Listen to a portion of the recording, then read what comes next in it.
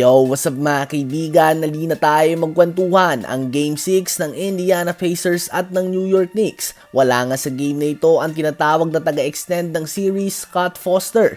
Bago si James Capers at Tony Brothers ang nanguna sa officiating crew sa crucial Game 6 na ito.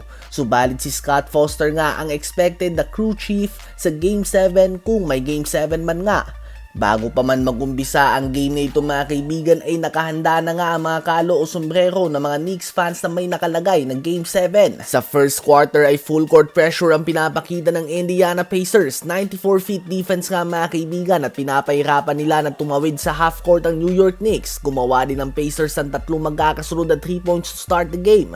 Ganun pa man ay hindi sila makalayo sa dahil sa 5 offensive rebound ni Mitchell Robinson. Natapos ang unang quarter sa score ng 25-24.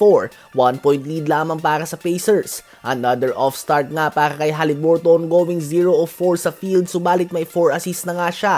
Sa second quarter naman ay maagang nalagay sa penalty ang Pacers. 5-minute mark pa lamang ng second quarter ay may 7 fouls na sila sa quarter na ito. Dahilan na din ang pagbagal ng pace ng game. Ganun pa man sa higpit nga ng depensa ng Pacers ay napapadami din nga ang turnovers ng Knicks na nagre-resulta sa kanilang mga fast break points. Ang Knicks ay may 9 turnovers sa first half. Samahan pa ito ng off night ni Bronson at ni Towns. Kahit na maagang nalagay nga sa penalty ang Pacers, nabaon nga nila ang 58-54 lead. Sa second quarter lamang ay 12 points si Anunoby, 11 points si Pascal Siakam at 8 points si Haliburton, habang si Jalen Bronson at Karl Anthony Towns ay combined 7 of 20 lamang sa field sa buong first half. The rest of the Knicks ay 14 of 22 sa field. Going back sa second quarter ay hindi ito tinawag na offensive foul kay OG Anunoby. Paliwanag nga ng mga officials ay natural shooting motion nga daw ito. Early sa third quarter, same situation mga kaibigan and another foul para sa Indiana Pacers. Natural na nga pala ngayon mauna ang tuhod kapag aatake sa pinta. Kaya nga ito makontrol ng refs. Subalit nang hindi nila kayang makontrol ay ang magkakasunod na 3 points ng Indiana Pacers. Nagpaulan nga sila dahilan kung bakit lumobo sa 15 points ang kanilang lamang. Ang Pacers nga ay naglalaro ng solid defense at nahihirapan nga talaga ang Knicks mga kaibigan hanggang sa natapos nga ang third quarter sa score ng 92-77.